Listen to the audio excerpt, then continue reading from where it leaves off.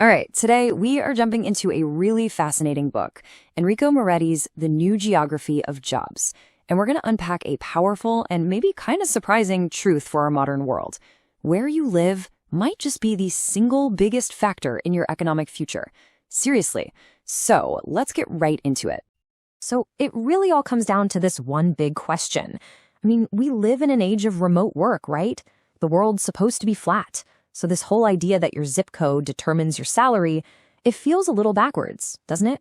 And yet, the data tells a totally different story. It shows this massive, growing gap between cities that are thriving and those that are, well, struggling. We're about to find out exactly why that's happening. Okay, so here's how we're going to break this all down. First, we'll look at something called the Great Divergence, this big split that's happening across the country. Then we'll talk about how the whole engine of our economy has changed, moving from factories to, well, iPhones. After that, we'll get into this incredible multiplier effect. It's a real game changer. We'll see why your location is suddenly everything, and then we'll wrap it all up with the key takeaways and what this all means for our future. All right, let's kick things off. Our story really starts with this huge split, this massive divide that's reshaping the entire country.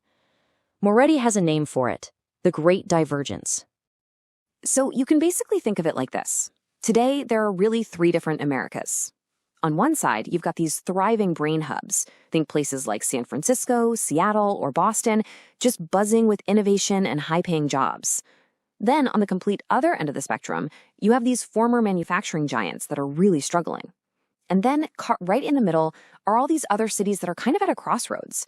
Their future could really go either way. And here's the really crucial part. This isn't just some temporary blip, something that happened because of a recession. Nope. This is a deep, fundamental shift in the economy that's been picking up steam for the last 30 years. It's creating this ever-widening gap in wealth and opportunity.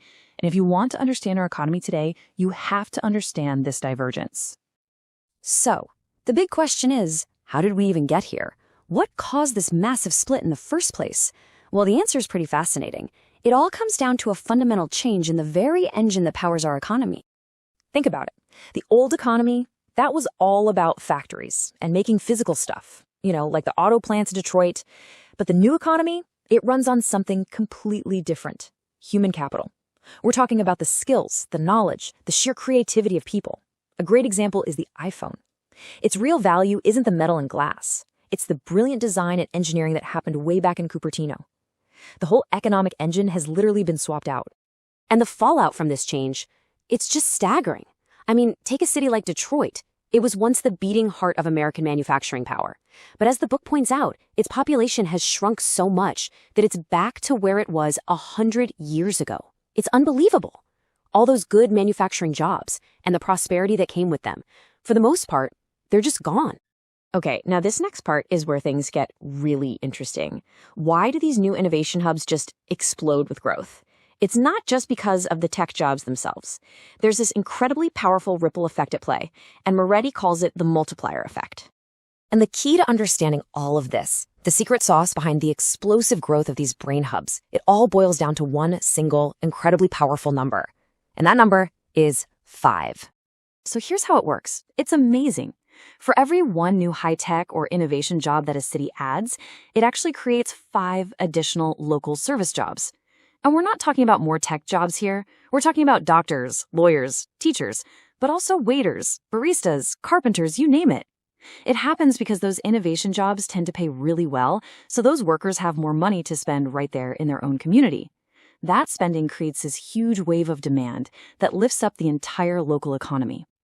So this all leads to a massive paradox, right? If we can all connect instantly on Zoom and Slack and everything else, why on earth does our physical location matter more than it ever has? The answer is all about these powerful, almost magnetic forces that pull talented people together in the same place. And this quote from the book just nails it. All that hype about the death of distance and the flat world, it's just not what's happening. The reality is the world isn't flat at all. In this new economy, it's actually really spiky, with all the talent and opportunity clustering together in just a handful of places. So why the clustering? Well, economists have a term for it, the forces of agglomeration, and it breaks down into 3 main things. First, you get what are called thick labor markets. Just think of it like a giant job fair. There's a huge pool of specialized workers and a ton of companies looking for them, so it's way easier for everyone to find the perfect match. Second, a whole local ecosystem of support services pops up. Think expert lawyers, marketers, and financiers who all specialize in tech. And maybe most important of all is the third one, knowledge spillovers. This is the magic that happens when creative people just bump into each other at a coffee shop or a happy hour and an idea sparks. You just can't schedule that kind of creativity on a Zoom call. Okay, so we've covered a lot of ground here. The Great Divergence, the new economic engine, and those powerful forces that concentrate talent and wealth. So let's pull it all together and boil it down to the key things you really need to know. All right, here's the summary, the real cheat sheet. First, that economic gap between cities. It's not just real, it's getting bigger. Second, the new economy is driven by brain power, human capital, and innovation, not by factories and machines. Third, don't forget that magic number. For every one innovation job, you get 5 new local service jobs. And finally, location is absolutely king. Why? Because talented people and innovative companies do their best work when they're physically close to each other. So, when we look to the future, here's the bottom line. If the old economy ran on machines and manufacturing, this new economy runs on human capital. It really is the single most valuable asset a person, a city, or even an entire country can possibly have. And look, the numbers on this are just crystal clear. An investment in a college degree, which is really an investment in your own human capital, delivers an average annual return of about 15%.